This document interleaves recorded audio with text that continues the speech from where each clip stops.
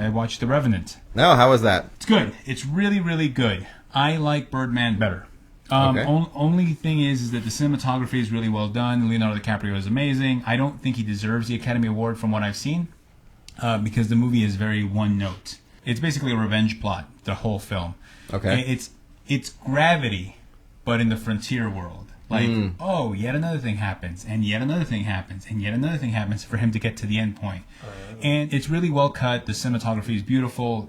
Tom Hardy, all the actors, they do a great job. How was the bear? I heard the bear was good. The bear sequence was amazing. The practical effects mixed with the real bear / CGI bear as he's tearing into Leonardo DiCaprio's flesh. The makeup work and the prosthetics that they use to be like, boom, the cuts appearing in real time was fantastic. I mean, it's hard to watch. The movie is hard to watch. It's pretty gruesome in its depiction of those times. I'm glad we live in the modern age because there is no way I want to be in the frontier. Absolutely not. That's the thing that always baffles me. It's like everyone's like, oh, if you could live in a different time, what would it be? I'd be like, right now. In fact, we go to the future when there's more and better shit because, quite honestly, everything else had dysentery in it. Warning. The following program contains language not suitable for younger listeners and spoilers. You have been warned. Now beamed from the fortified bunker below Culver City, California, this is Well, That Happens Movie Review.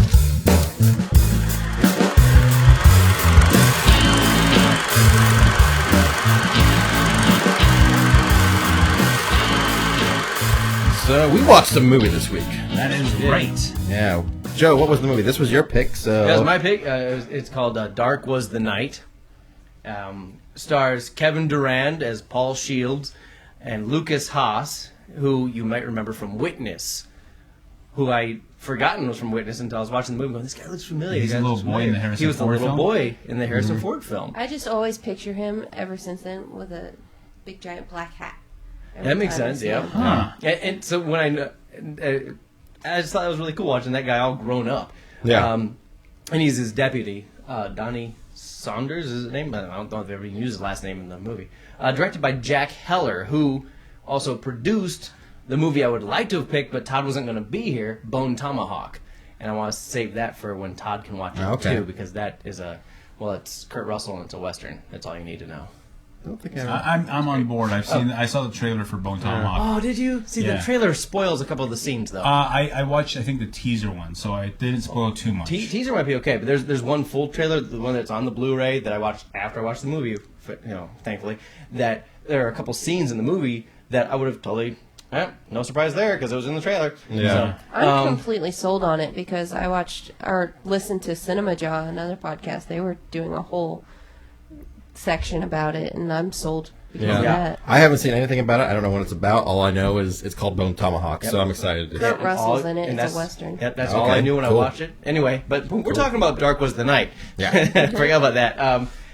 So what, Netflix? We always do these segments, Netflix it. Netflix it. Where you come up with your own tagline for the film, and like you said, this week's film was Dark Was the Night. What is your Netflix tagline? Well, that happened podcast.com, or comment on the links below, and we're going to start playing this game. Okay. You want to hear the real Netflix Yes, tagline? that's right. Let's start with that. The real Netflix tagline is, when a deep woods logging operation rouses a mysterious evil, a troubled sheriff tries to stop the menace before it lays waste to his small town. Okay. All right. And the logging operation rouses. What is this, an erotic film? We roused you. That's why they're coming at you with erections? That's not even a huge part in the film. Yeah. No, It's like very the small. opening. That's the opening hook. Yep. And that's then- what's so good about Netflix, because they always mislead you with a happy-go-lucky trip, and it's like, oh, the hills have eyes. And that's why we set you straight. That's right. So, Netflix it. who wants? You want me to go first? You guys want to go Well, first? you pick. Oh, You yeah, pick. well, I'm going to go, just for Okay. the hell of it. I said, Sheriff Paul Shields needs to rediscover faith in himself in order to protect his town and his family from a mysterious threat living in the surrounding woods. Wow. Nice. Really solid. Yeah. Because that's pretty much, I thought. Yeah. I think you're on the wrong show. We don't do things that well here. Well, I thought about that too. I'm like, oh, should I fuck that up? I'm sorry. Oh, no. But Well, you win. Jeff. All right. What do you have to...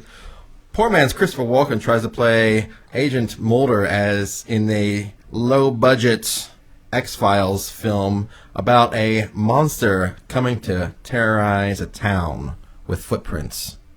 This is Dark Was the Night. All right. I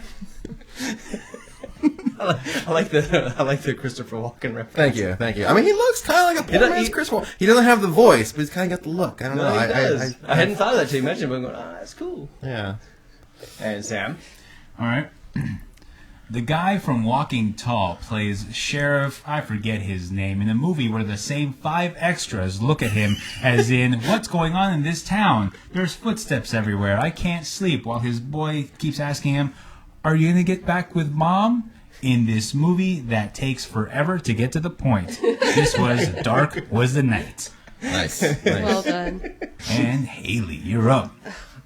When Andy Griffith and Barney Fife spot some footprints, they freak out about nothing. The whole town freaks out about nothing. It takes about halfway through the movie for nothing to happen, and then the third act, something happens. There you go. It's almost like this is the Seinfeld of horror films. Right. What happens in the movie? Nothing. Jeff and I thought it'd be funny if, like, in every film, they just drop into Duchovny. Yeah, And just, I was like, thinking at some point, like, I would love to have that scene where Gillian Anderson and David Duchovny show up as Mulder and Scully, and they're like, huh, well, this is weird. Too weird for us. Bye. Peace. Pretty cool. Actually, now that I think of it, I would like for when they did exterior shots to be doing like the Seinfeld, because nothing happened in this movie. It just My footprints. Footprints. But yeah, like I said, let us know. Comment below. Contact us. And with that, let's move on. All right. Okay, so since this movie attempted to give us a creature that we've never seen before, they drew upon different Native American legends and everything to try and make something, it's not your typical werewolf, vampire, whatever. So what is either your favorite or a movie you really like a lot that has featured a monster that is not your typical monster? Sam, you got one? I do. I'm going to pick Attack the Block with John Boyega. Boyega, is that his name? And Nick Frost of Simon Pegg, Nick Frost, the Edgar Wright team. I don't think I've seen that. It's a independent film from England. It stars a bunch of hooligan kids like the Goonies, and they come across this meteorite that hits a car, and little do they know, it attracts these other aliens that look like black, tooth-fanged balls of monstrosities. Like they're almost like wolves, Mm-hmm. but they're just kind of like furry and black, and they kind of have snarling teeth, and they're trying to eat these kids, and the kids are trying to survive in their kind of like projects neighborhood. Like they're the English projects, like where what's the actor from the Eggsy, like where Eggsy lives. Okay. He used the same kind of like location for this film, and Nick Frost plays like their weed dealer, and like they're trying to survive this attack from these demons, and nobody else is kind of like figuring out these monsters that are attacking because it's only chasing this group of kids. And it's really Okay. well done. It's an action horror comedy. Is the way I would Sounds put it. pretty cool. I'll have to check that one out. Yeah, I had never heard. And Eggsy from Kingsman. Yeah, Eggsy from Kingsman. It's basically the locale. That's the projects in Okay. England, and that's the location they used for Attack the Block as well. Like where Harry Brown takes place. Yeah, exactly. Okay. It's just kind of supposed to be the slums, and that's where they live, and they're trying to survive this attack from this alien creatures. Yeah. I don't want to spoil it, but that's basically. Nice. Oh, cool. Yeah, mine also is an alien one because so many movies when they do aliens, they just look like humanoids with bulging muscles and weird like spikes on their heads or something. Right. But for me, Star Wars. Yeah, Star Wars does that. I mean, but a lot of them do that. I mean, Yeah. even what we were talking about Signs earlier. At the Right. end of the movie, it's just your typical looking alien with a big head. It's got 2 legs, 2 arms. But my favorite of all these monster movies that have something cool with this alien, it's John Carpenter's The Thing. Ah, yes. Because that Yeah. thing, you don't really know what it would look like because of the way it just takes over different life forms. And at the end, when you finally see it in its grandeur, it's got all these bits and pieces from everything it has kind of, in a sense, possessed. Right. And I think that's really cool because you can still recognize it enough that you can come to terms with what you're looking at. Yeah. But it's foreign enough that it's not lazy science or not lazy sci-fi. The thing is, one of those aliens. movies that even all these years later still holds up really well. The Oh, practical effects. I mean, while some of that looks kind of bad, for the most part, it's pretty good. I mean, it's still a terrifying film to watch to this day. Yeah. Well, that film broke the makeup artist. I forget the name of the guy who did the movie, but it broke him. Dick Smith? No. It was one of I think they were going to hire Rick Baker or Dick Smith, one of the big guys. Big guys, but it was they couldn't do it. Whoever it was, they couldn't do it. So they had their basically second in command do the film, and who was a very talented makeup and special effects artist, and he spent 18-hour days on the film working to try to come up with these effects and these practical effects that after several months after the movie wrapped, 3 or 4 months later, he was physically and mentally done, had to go check himself into a hospital for stress, and then after that quit the whole movie industry. Really? Yeah, broke him. Broke him in a bad way. I thought you meant broke him as in, hey, this was his breakout thing. No. Broke him as in he was up and coming. This was going to be the film. He was already well known, and everyone was like, this guy's gonna be great. And then he did this film, and he was great. It was great. Yeah. But then It was too much. It was so much for him that it just literally. Oh man, that is insane! I did not know that. Yeah, No, me neither. I can't remember the name. It's a neat bit of trivia I'll have there. to figure out who that was, but Poor guy's thinking Mm-hmm. this is it. I'm gonna be, and this is my chance to really shine and really show what I'm made of, and I'm done. Yeah. I'm done. It spent so many hours working on the stuff to get all those effects because chests bursting open, aliens running across the floor, everything that movie had. He figured out how to do it. Yeah. And he was up, hardly slept. Rob Bottin? Yes, There we that's go. it. There we go. That's the Oh name. man. Thank you, Google. Yeah, but broke him. That poor man. Yeah. So, yeah, it's a great movie, but yeah, there was a casualty involved. What's one of your favorites? Alien horror. I have a runner-up, and I want to see what Haley's is going to be first, but It won't be what you're going to choose. okay. Ooh, I look at definitely that. know it's not Mind something reading you're gonna happening choose. right here on the All right. Well, That Well, Have because podcast. he hasn't seen the movie, so. Okay. So, I'll do my runner-up first. My runner-up is going to be It, the clown from It. All right. One of those. It's a creature. It's shape-shifting. It comes. It plays off on the fears of these kids. Shows as this clown, and then all of a sudden, when you finally see it at the end, it's like this big spider thing, and it's just weird and gross and ugly and cool and kills everything. But my favorite, and this is a bit of a stretch. I'm not gonna lie. This is a bit of a stretch because I am a big fan of the works of H.P. Lovecraft, and so the monsters in there are just these.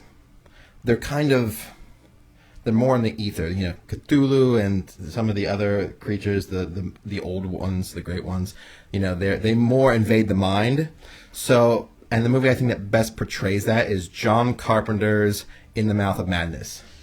When you finally kind of see the monster at the end, it's just this grotesque thing coming out of the dark.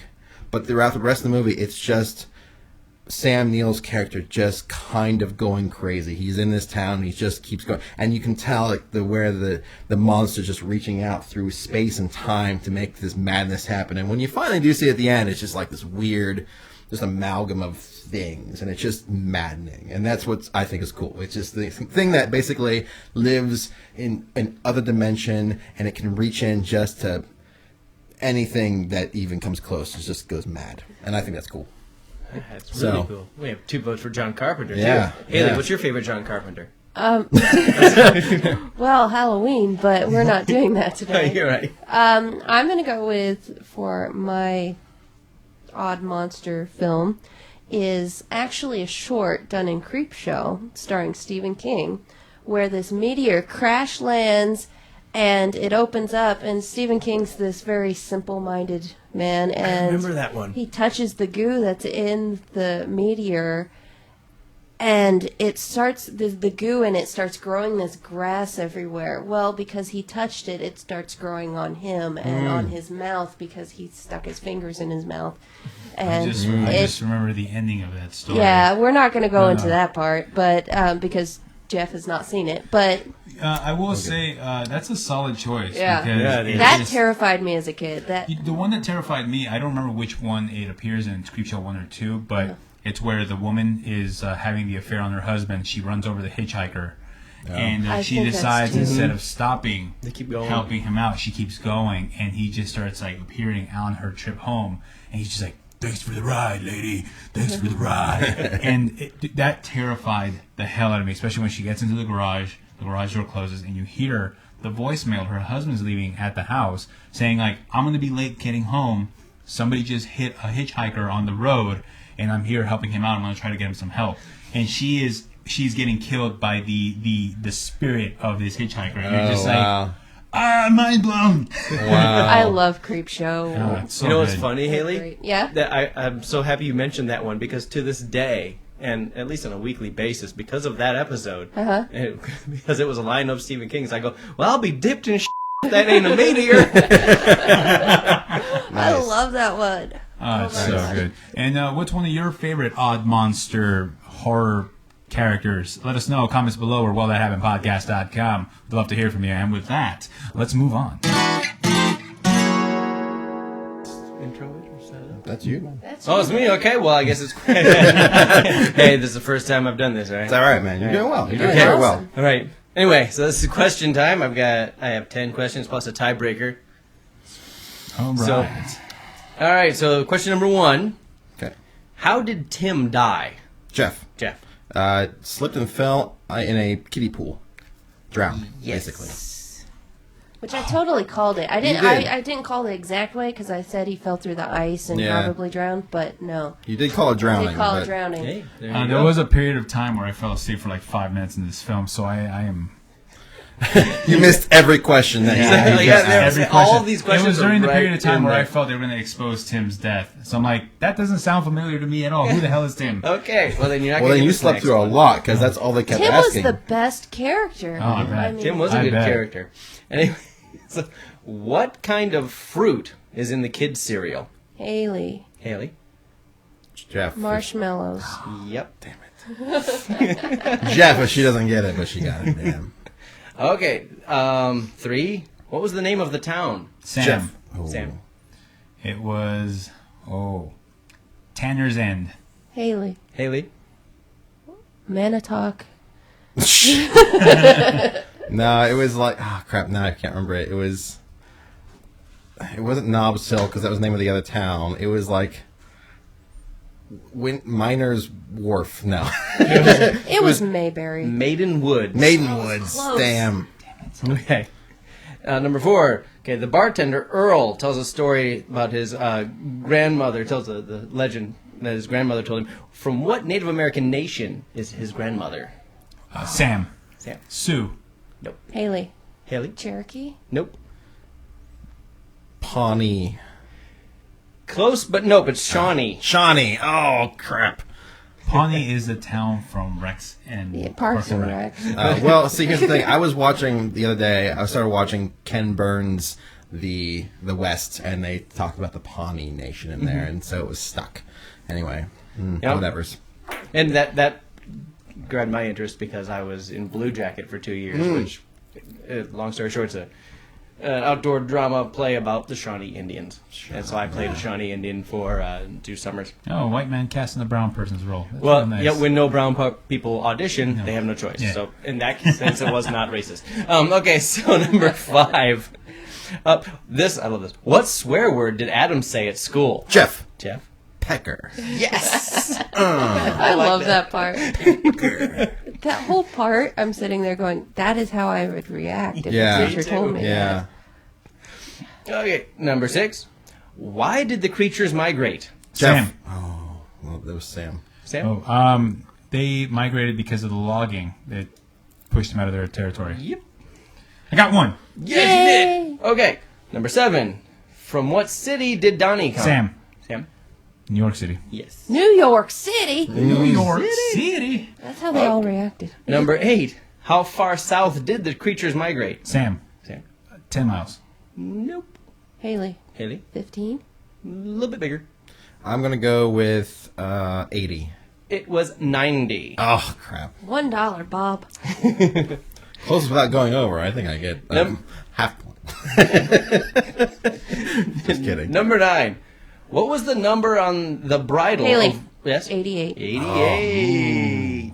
Damn. And number 10. Does Earl believe the stories that his grandmother told him? Jeff, no. Sam, yes. Haley. Maybe?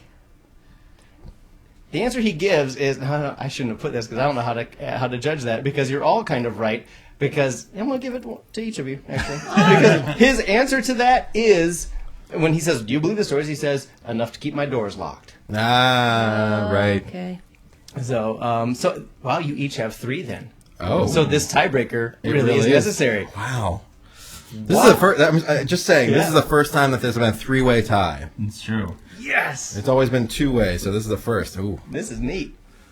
This Wait, is- how'd that happen? Oh, because there were a couple that... Okay, yeah. Yeah. Well, wait, why only 9? Okay. So why does Donnie say the subway isn't so great? Jeff. Is it Sam? Rock, paper, scissors?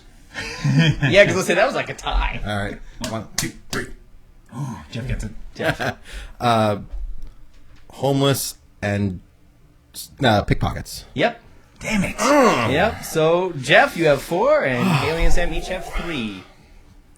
Tried. I don't know. I thought actually Sam got the. No, it sounded like pretty equal to me, so. Okay. Yeah, it was, I couldn't tell. That's why I looked Okay. at you We guys usually like, don't I figure guess. it out till editing at that point. Yeah, well, Yeah. last week, I Oh burned yeah, you. there was one question that Haley got first that I called Sam on. So technically speaking, Sam still won. Or no, Haley still. Who won? I this? won. You won. Sam won. Yeah, Sam Sam Oh, I still didn't won. I just did Sam I didn't kicked my win. ass. Yeah. I slaughtered.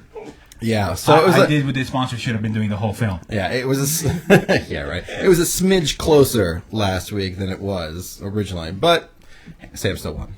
But Haley did get the one question. Now, I was going to include this as a bonus question, but I thought it would be unfair. Just do it. Just do it. No, well, no, it's because Jeff might remember this. I don't know if the other two do it. are familiar with the Skeptoid podcast.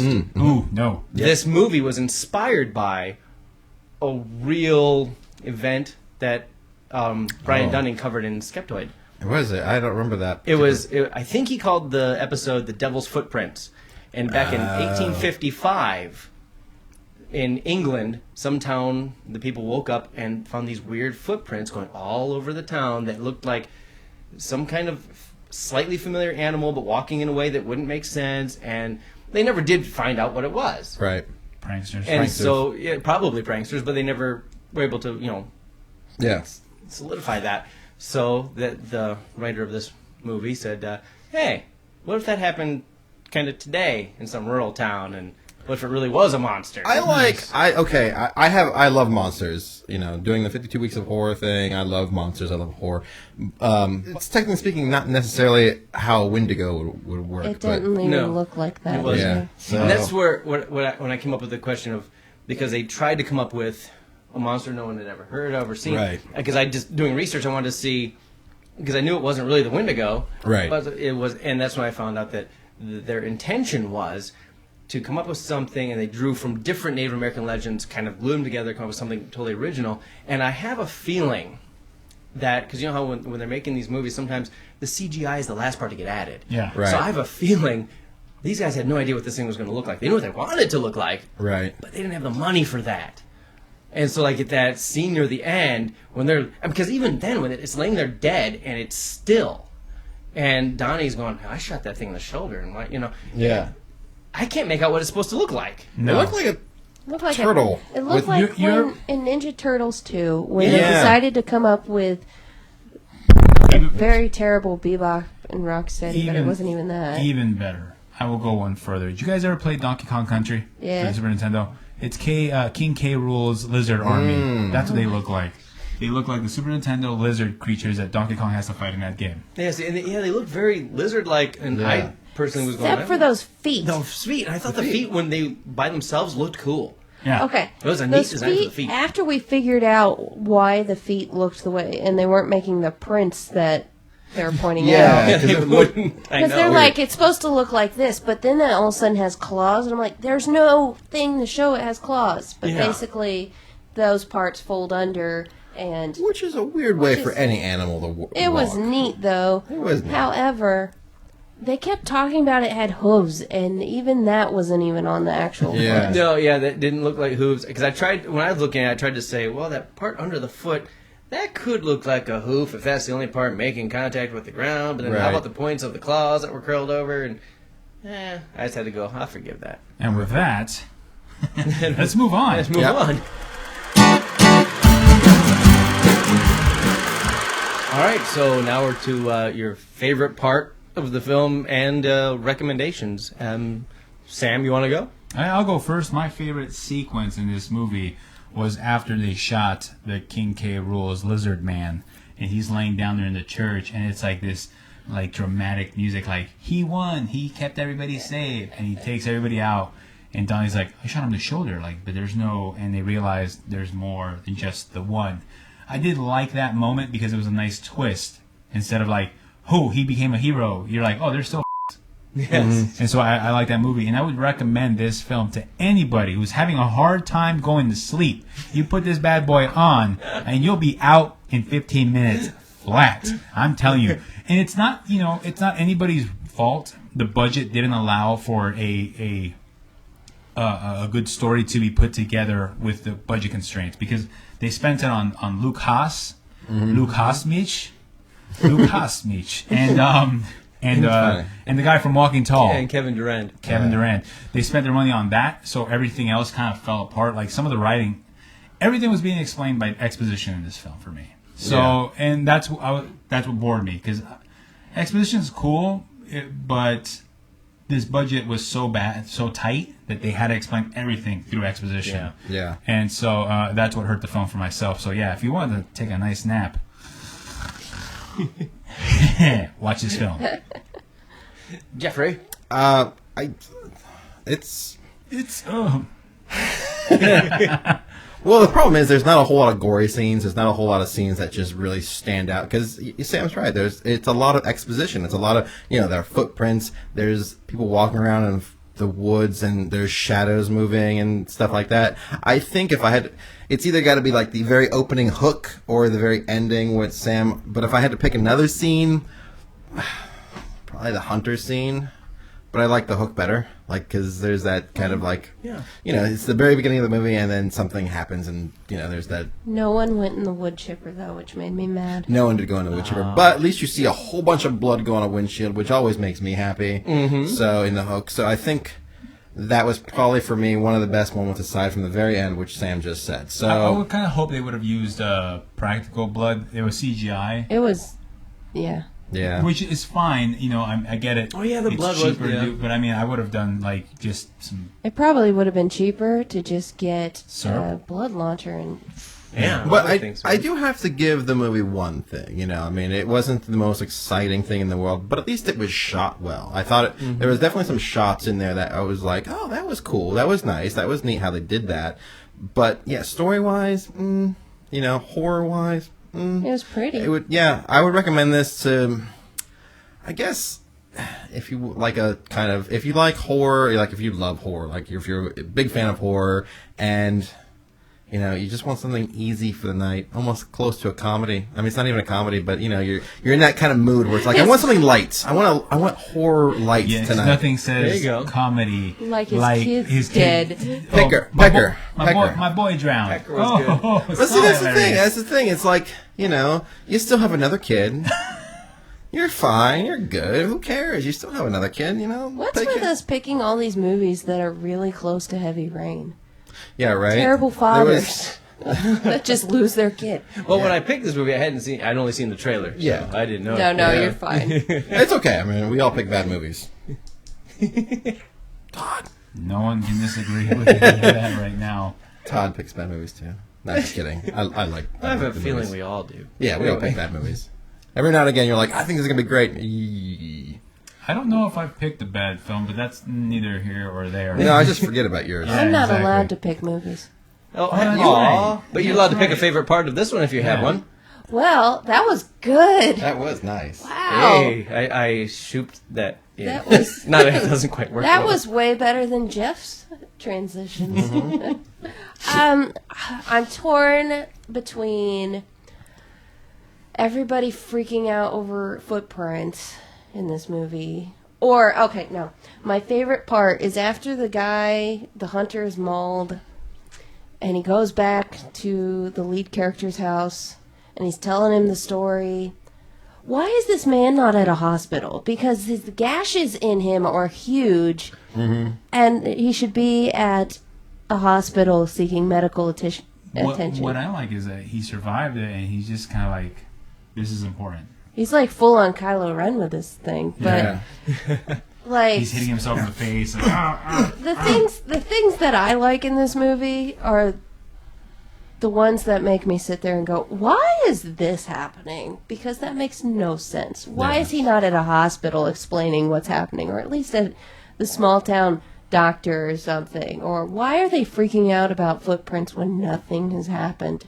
Like, Yeah, I feel like that was the biggest thing with this movie. It's like there's footprints going along, and their immediate reaction. Well, I guess the main cop was his I think it's pranksters, but yet they keep going on. It's like, oh no, it's a story, it's this monster.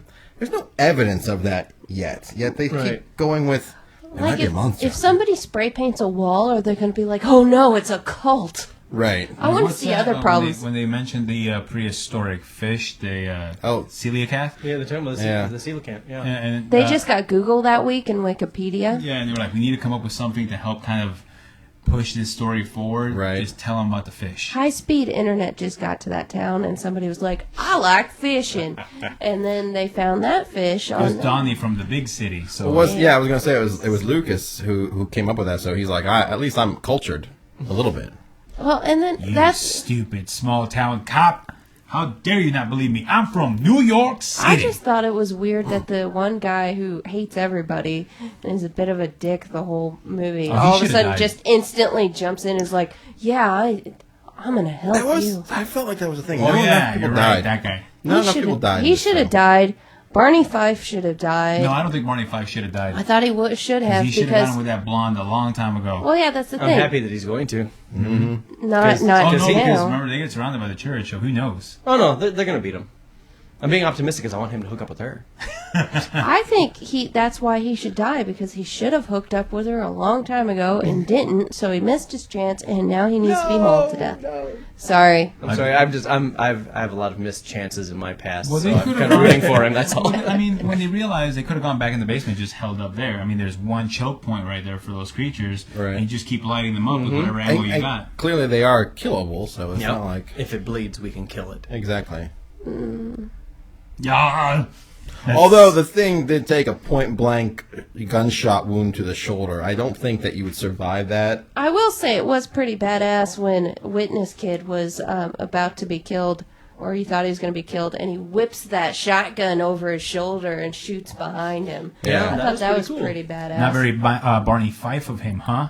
No, Barney Huh? Fife has his moments too. I mean, he told the kid to... Oh, come on, Andy! He turned into a fish in that one If movie. that actually happened, he'd be deaf as. Yeah, exactly. Oh, that's true. Yeah. But would you recommend this to anybody, or? Yeah, I mean, The why Burnett's. not? Yeah. I mean, I'd throw it on just to say, hey, this isn't going to end how you think it is.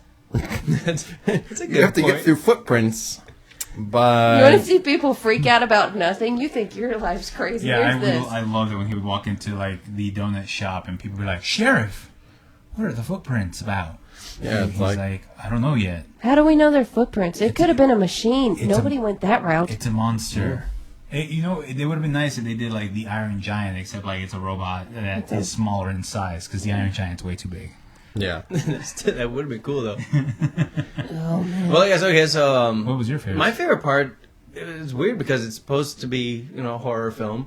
But my favorite parts were... none of them were the horror parts of it. It was... I really loved that scene where they go to see the teacher and she's all concerned because the little boy said pecker. Right. And I love their reaction to that. And I loved... But the one scene that because I had to watch it more than once, because I Right. watched it once, then watched it to get questions, and I wasn't very good at that, so I had to watch it a third time to get more questions. And I only came up with 6. But I really like the scene when Donnie comes to Paul's house in the morning, and he's just standing there, and you can just see that bewilderment in him. He's still trying to get over this. he's still not used to having only one kid, and he has 2 boxes of cereal there, but just one kid, and it's just like you could just tell how he's kind of connecting to Donnie, as Donnie's talking to him, but he's off somewhere else, and when he says, yeah, Adam's still asleep, and his response is, yeah. I just went, wow, I really like the acting in it, so I thought that moment was really cool. So that was my favorite part, and I'd recommend it to anyone who doesn't mind a movie that moves really slowly. Because sometimes I like that. Sometimes I'd be right with you and going, I'm falling asleep. No, there are some movies that are a real good slow burn. Yeah, exactly. And this one, I think they were attempting that, and not as good as other slow burns, but because I really was interested already in seeing the actors pull it off, because I was already curious to see what they would do, I enjoyed it. So if anyone who was already a fan of any of the actors want to watch what they do, yeah, check that out. It's it's worth watching once. I think what makes a slow burn movie work is not necessarily seeing the monster all the time, obviously, but seeing how the monster is affecting them. And I feel like in this movie, they were the main cop. What was his name? Duggard. He was already affected. Like he was already kind of as low as you could go. His wife has already left him. His kid is already dead. He's got another son, but he's already at a very low point. And yes, the monster showing up kind of brings him a smidge lower, but he doesn't really. He's not losing anything. So, like, take example, the Babadook. Right? Yes, the husband has already died at the that's set up at the very beginning of the film. But as the monster begins to show up, as the Babadook creature begins to show up, she is starting to lose her mind. She is struggling with trying to take care of her son and not lose her mind, and she is just constantly going down. And that's what makes it interesting, because you're watching this decline of the character, and it's still going somewhere, even though it's still going down, and the monster is still coming. So it's like, how low can she go before? And when the monster finally strikes, how far down is it going to go? That to me, that's a good slow burn, as opposed to this. He's already down. He's already in the pit. Yeah, he's not going down further with the monster. I thought the opening where it first shows him, I thought he was contemplating suicide, because the way it looked, because it's close up right here, he's crying, and it just looks like one of those shots from a film, but it was not. Well, he may have been. He may have it, and that's the thing. If you're already contemplating suicide at the very beginning of the film, there's not much lower you can go. Yeah, and I mean, another thing is that the town's concern for what was happening in contrast, it was not there. Like if people were disappearing, or animals were getting slaughtered, or people's homes were getting scarred up by the creature's claws, that would have at least been like, well, they do have something to be worried about. Right. But literally, it was footsteps. And they're like not sure what these footsteps were. They're like, it could be a horse. Horse don't have no three clawed toes. That's crazy talk. And there's nothing. There's no concern. And I mean, and that's what I think ultimately hurt the film. Yeah. Like, I think if the wife was not there, like any redemption of the wife being there, or even having the son there, I think was it was kind of weak. And then no one really in the town died. The only people that died were kind of other people. From a town the town from across the way. They weren't even from that town. Yeah. So, like, I felt like the stakes never really got that high. I mean, yes, they were, by the end, people were like, oh, okay, we might die. But again, throughout the whole movie, the stakes were never that high for those people, those particular people. Biggest threat for them was the giant snowstorm that they kept talking about, which some people evacuated, I guess. Yeah, they mentioned that. Which I thought probably to justify the small amount of people that were in the church at the end. And one thing, that's what bothers me. There is one kid who's still left during this whole time. There's poor families that didn't leave. That's true. I didn't think of that until you said that. That's a good point. There's a whole school. Apparently this kid goes to school and he's telling everyone how to say pecker. Yet he's the only kid in this church? I feel like there would have been at least one or two poor families who are not leaving, or families who are like, I'm not leaving my house. I'm going to defend it from the snow. Right. So, Take that snow. Yeah. I'm sorry. So that was that movie. That's a rant. On Tuesday, actually, no. This past Tuesday, technically by the time you're watching this, the boys from Proco Production Company. The way to say that is it's tough. Proco Production Company. Thank you. Proco Production Company. They have released Tender, their short film. You can go to YouTube and check it out. Jeff will magically make the link appear here. Magic. And He's the next magician. week's, that's right. Next week's film will be The Overnights, that starring Adam Scott and other people. And we'll see how that goes. That's my pick for the week. So hopefully it doesn't suck. Doesn't Ryan Demarest have a show or something like that as well? Correct. Ryan Demarest has a show upcoming on February 17th at the Ice House. And If you don't know who he is, he was on our episode a while back. Watch it, listen to it, whatever. Check him out. He's funny as hell. it's teamryand.com, if I'm not mistaken. Is it Ryan with an R-Y or R-I? R-Y. R-Y. Okay. Yeah. Ryan D. Ryan D, ladies and gentlemen. And with that, well, Dark was the night. That happened.